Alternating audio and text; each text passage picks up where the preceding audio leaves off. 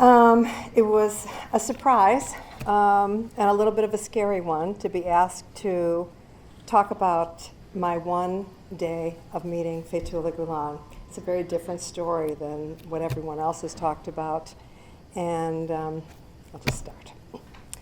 I need to begin with a quote by the 13th century poet we know as Rumi.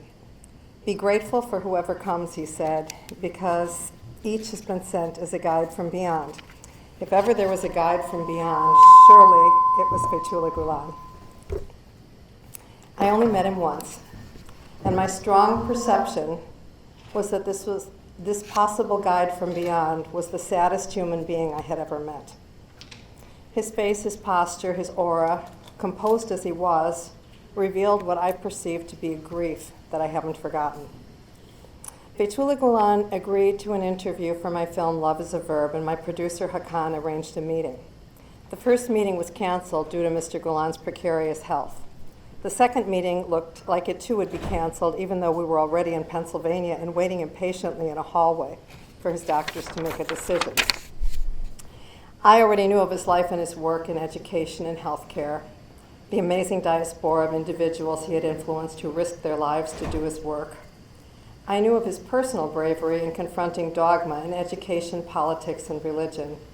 And I knew that his success in media, business, philanthropy, and real estate was nothing short of miraculous. I also knew that the price he paid was exile in the Poconos Mountains, where he lived in 2 rooms with a mattress on the floor, a prayer mat, bookshelves, and silence.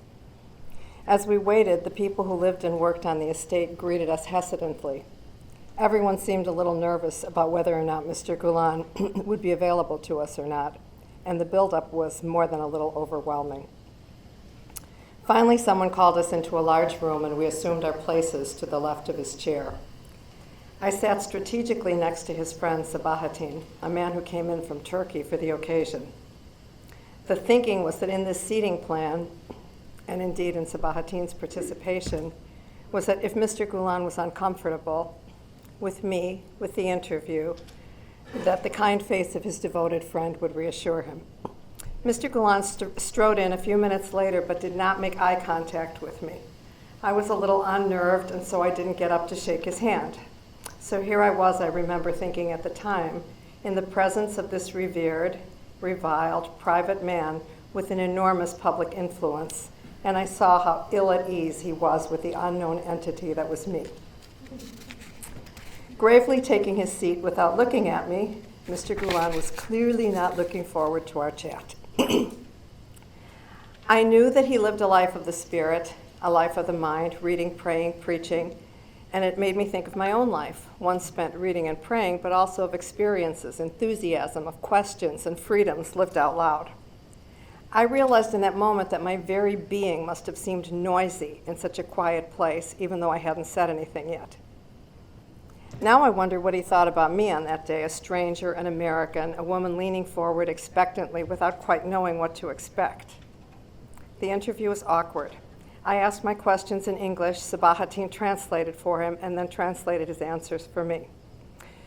His word use was surprisingly to me flowery, poetic maybe, but indirect. Room was left for interpretation, for consideration. These are things that journalists don't like. But this wasn't quite journalism. I was working with Niagara and Hakan to create a portrait of the work of Hizmet as a working model of goodness. Still, it was not a great interview, maybe the worst one in my career. I'm sorry to say I've never interviewed anyone who was more uncomfortable with me and maybe the noise that I represent. Yet, the high point was his laugh. Yep, he laughed. Just for a second. I can't remember what I said, but when Sabahattin translated, he laughed, and our eyes met. The guarded chasm of unfamiliarity between us closed a little, and then it opened again almost immediately. It was prayer time. Mr. Gulen agreed to allow us to film him and his students in prayer, but without me. Confused, I allowed myself to be shuffled off to another room to watch from a distance, and it just felt like another barrier between us. I learned a lot from that experience, and I'm deeply touched every time I remember that day as new details and new clues reveal themselves in terms of what our meeting ultimately meant. Almost. Almost done. Journalism and documentaries are about the 5 W's: who, what, when, where, and why. But on that day, through my experience with Mr. Gulen, I realized that meaning matters just as much and maybe more. What did it mean to Mr. Gulen to share himself in this way? What would it mean to our viewers? We could only offer a glimpse, and so the glimpse we offered had to be right. It felt very high stakes, and I was not confident about our interaction. In retrospect, that interview quietly modeled the difficulties and rewards of dialogue. I walked away not knowing him any better. He walked away knowing me even less. Yet I realized that both of us showing up was just a start.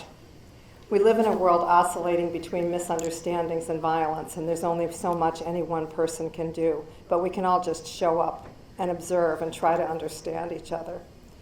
Mr. Gulen's sadness was so authentic that I was unnerved at the authenticity, and now his grief for the world is our grief. But I choose to think he's still a guide from beyond, in the beyond, and the flowery language in his books and papers may leave room for interpretation, consideration, for a reason.